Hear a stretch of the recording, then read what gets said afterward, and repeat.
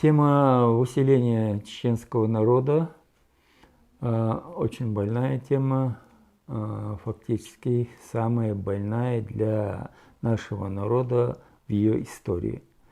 Многие могут мне возразить, дескать, последние две военные кампании это было нечто еще тяжелое. Но я с этим не согласен, потому что при депортации нашего народа мы потеряли свою родину.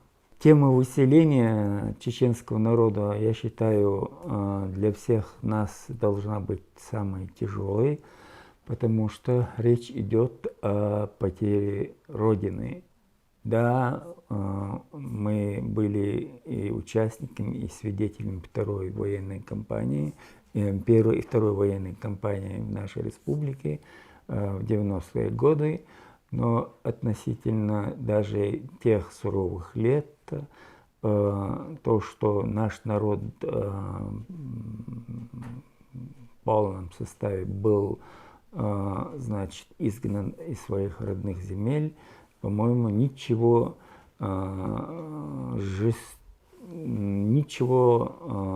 такого более сурового быть в нашей жизни быть не может.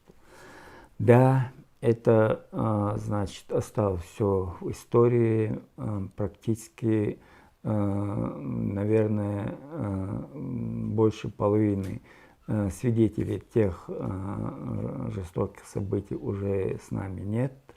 Вот даже человек, который сегодня сидит перед вами, он тоже абсолютно ничего не помнит за эти 13 лет казахстанских событий, потому что я родился в 1956 году и ничего не помню. Меня, значит, годовалого привезли, значит, домой где-то весной 1957 года.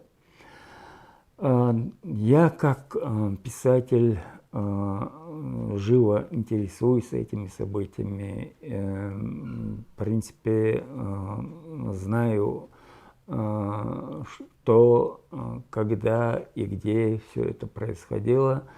Значит, я знаю, как развивались события 23 февраля 1944 года непосредственно в Гудермесе, потому что всегда этим интересовался, и много таких интересных, значит, информаций, рассказов получил из уст собственных родителей.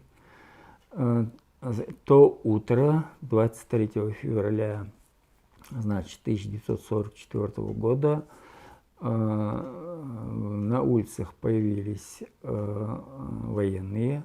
23 февраля 1944 года на улицах Гудермеса появились военные, их никто не ждал. Так получилось, что первые офицеры, которые появились во дворах чеченцев, они предупредили местное население, что мужчинам от 16 лет и старше нужно собраться в определенном месте. Я знаю, где это они собирались, по нашей улице, возле небольшого холма. И там как бы собирались поговорить с населением мужского пола, но этих людей больше в дома не возвратили, их оттуда отправили на железную дорогу, посадили в эшелоны и отправили в неизвестное направление. А те, кто остались дома, женщины и дети, им дали минут 15-20, чтобы быстро подготовиться. Сказали, что можно с собой взять. Были советы такого плана, что нужно потеплее одеться и что-нибудь такое из муки. Да. Вот таким образом следом отправили и женщин, и детей. Я знаю трагическое событие, о трагическом событии, которое произошло то утро. Накануне, в принципе, была такая погода, относительно не морозные дни стояли, но В это утро уже минусовая температура, замерзли лужи и так далее, водоемы. И одна из машин, которая следовала из так называемого аула Гудермес, аул Гудермес – это люди, где проживают наши гудермесцы, так называемые аборигены. Коренные жители Гудермеса. Вот на одной из машин, следовавших от аула на железную дорогу, находились, конечно, много людей, и старики, и, значит, дети. Машина угодила в яму, значит, и перевернулась. Под машиной оказались люди.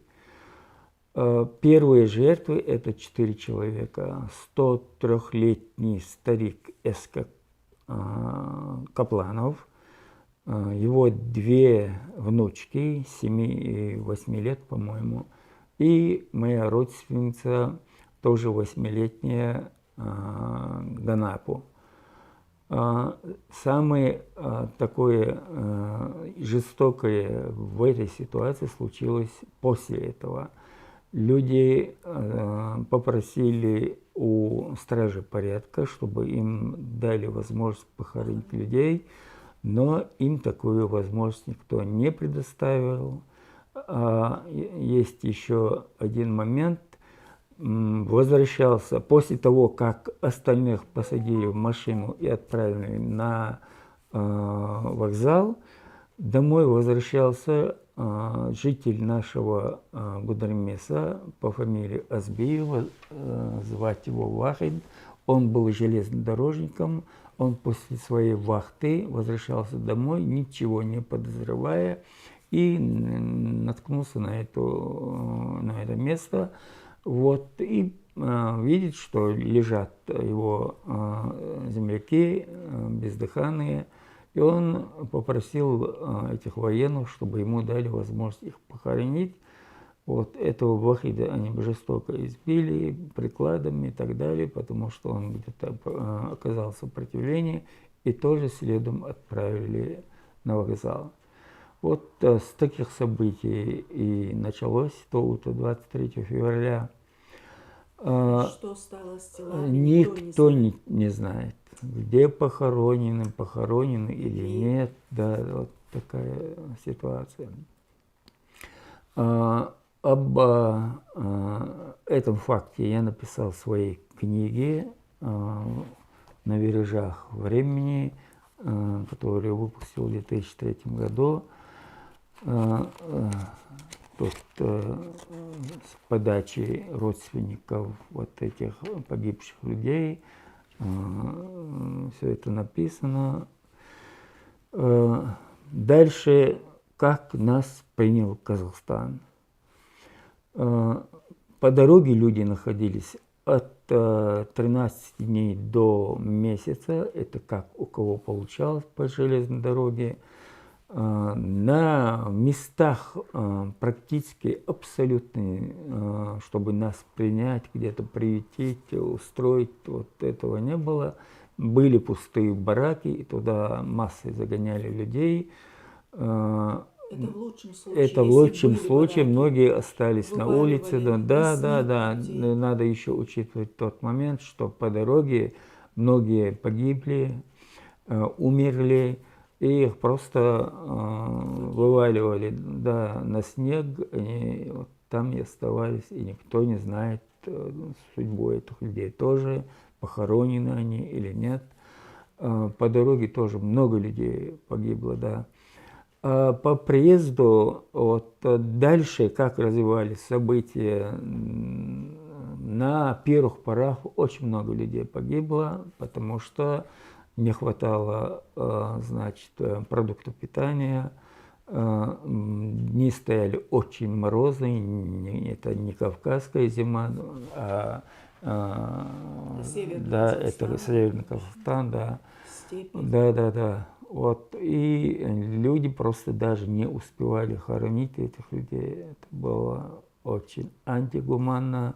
Это было сверхжестоко со стороны властей тоже.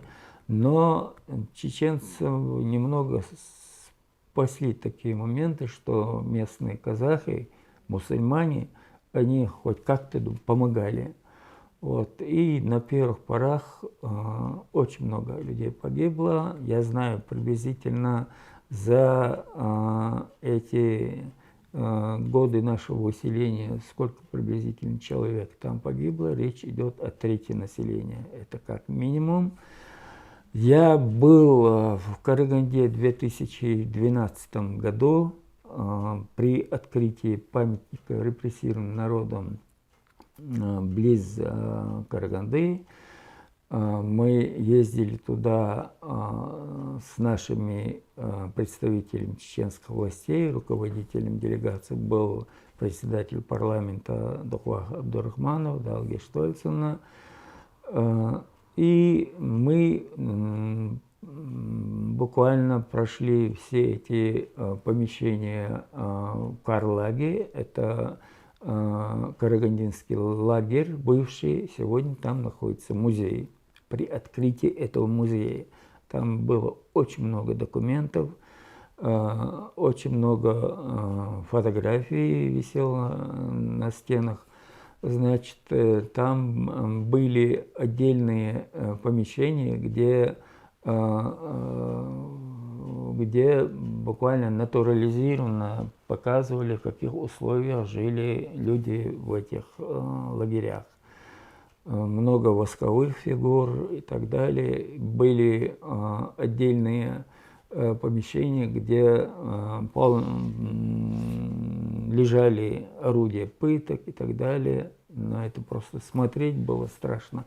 Но чеченцы прошли и через вот эти испытания тоже. Много людей погибло в лагерях. Много людей погибло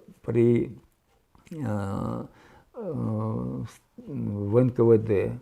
Вот, когда их туда приглашали по каким-то надуманным предлогам, и оттуда люди просто не возвращались. Вот такие условия, самые, я считаю, жестокие условия для нашего народа во всей ее истории. По-моему, Кавказская война, и вот последние две военные кампании рядом не могут даже стоять, даже в количественном плане меньше людей погибло в этих войнах.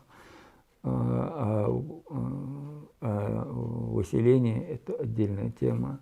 Мы не имеем права забывать о тех днях, о тех, кто не был участником, очевидцем этих событий. Они должны сегодня воспользоваться моментом, спрашивать у стариков, и все это оставить в своей памяти, я так считаю. Просто я считаю, что надо, во-первых, быть образованным человеком, хорошо разбираться в политике, хорошо разбираться в этой ситуации, которая непосредственно находится в поле их значит, обозрения.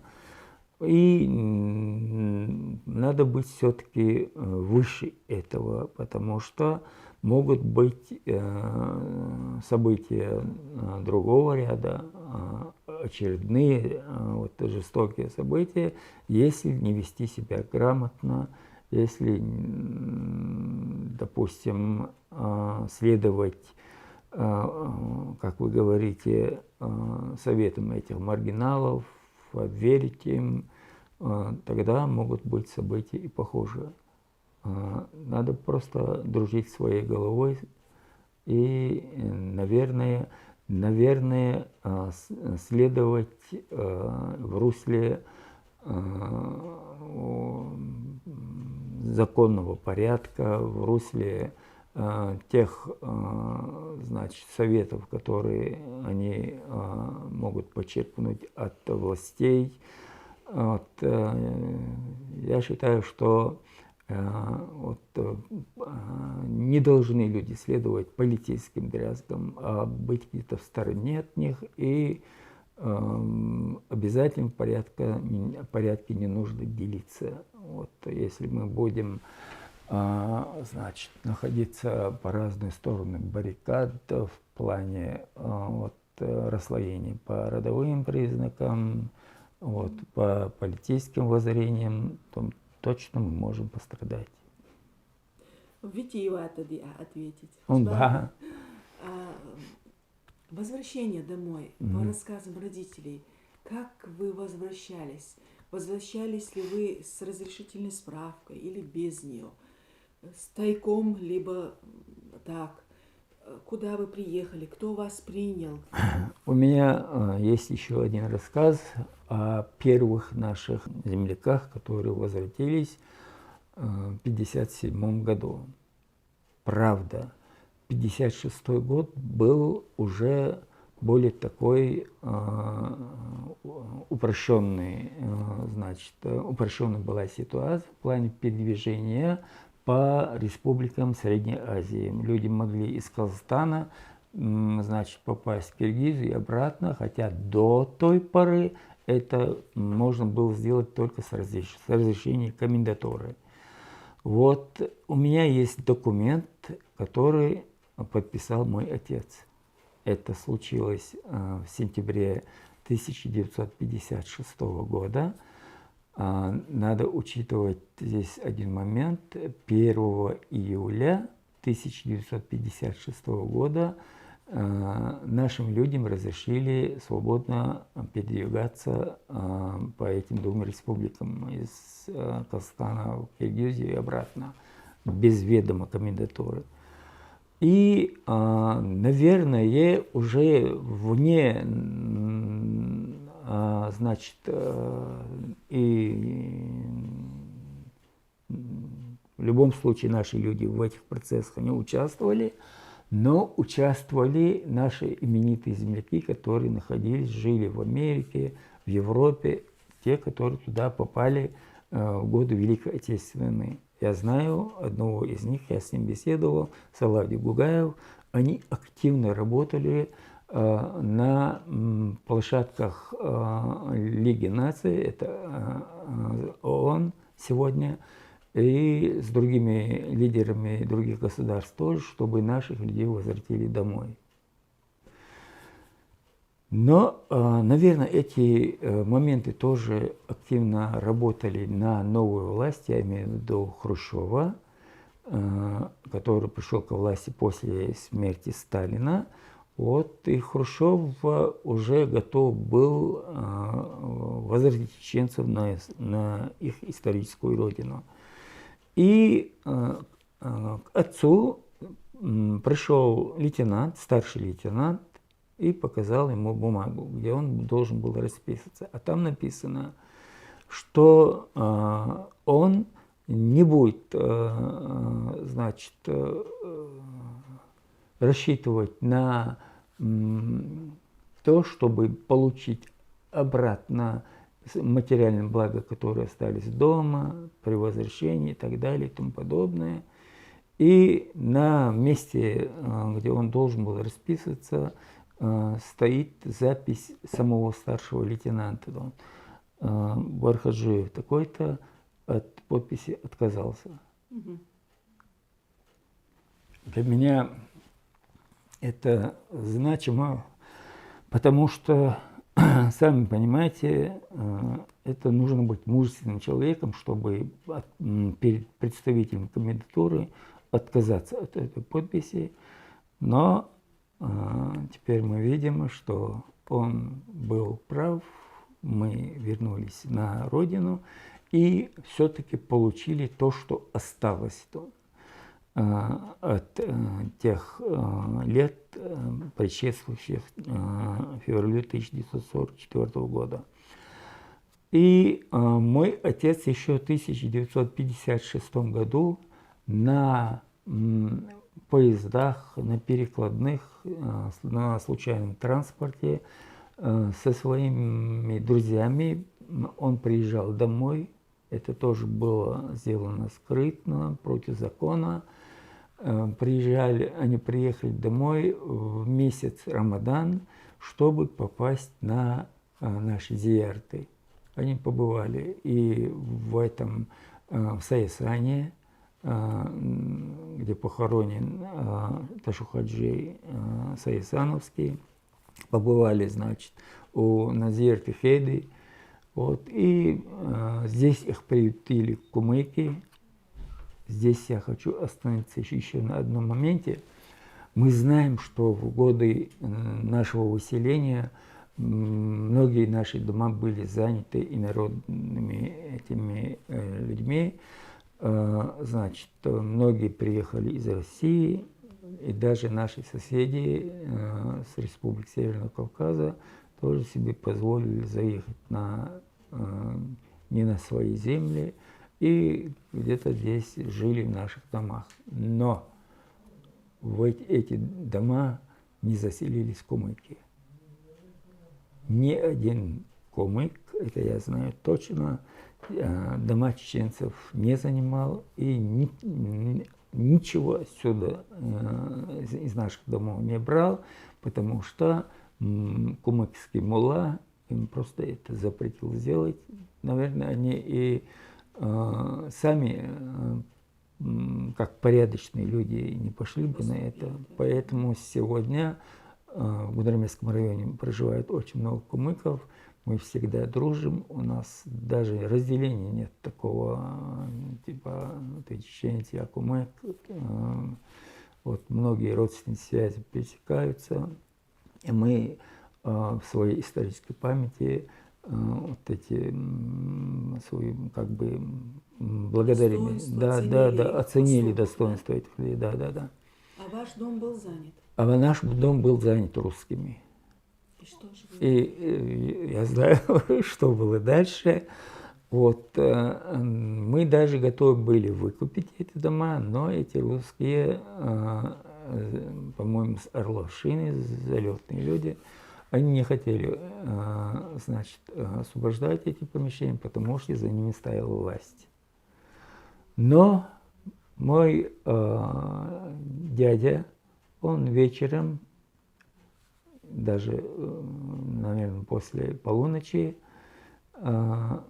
где-то оригинально повел себя, несколько кирпичами, значит, закинул эти кирпичи в окна этого дома.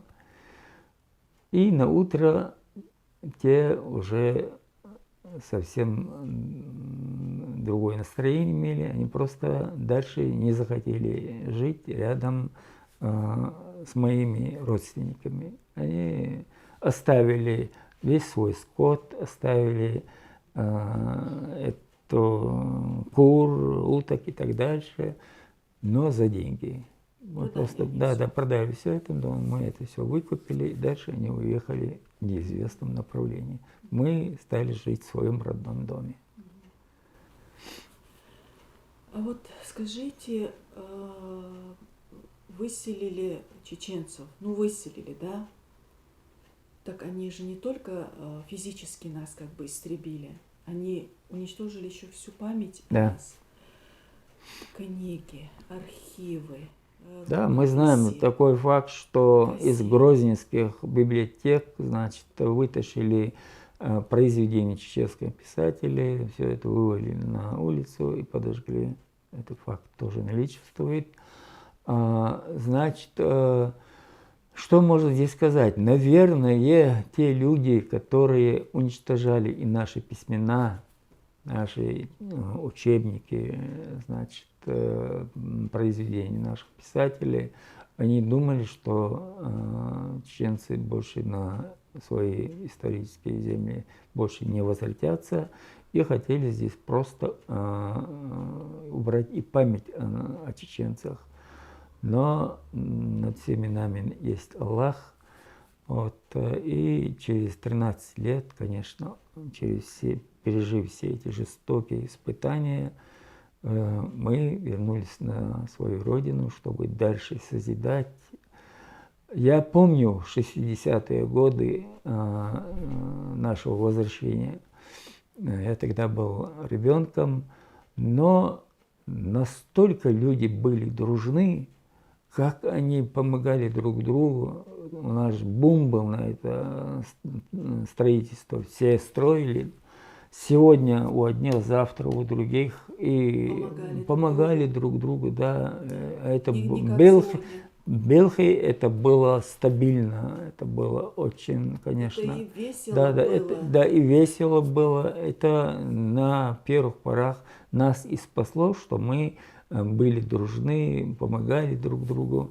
Вот это тоже значимый фактор, это тоже останется в нашей памяти, я думаю. Мушбат, а были ли родители озлоблены на власть? Они были озлоблены на Сталина и очень хорошо отзывались о Хрущеве. Ну это понятно. Да. Вот, конечно, это было понятно, если Сталин проявил себя как изверг, проявил себя как очень жестокий человек, но это еще надо было, я считаю, иметь определенную дозу такого мужества, чтобы после смерти Сталина поворачивать руль в обратную сторону, что сделал Хрущев. Инсон иди, Не. Но тем не менее, да, я тоже знаю, что... За свою власть боролся. Да, да, было. Но вот за этим человеком тоже, наверное, где-то какие-то силы стояли.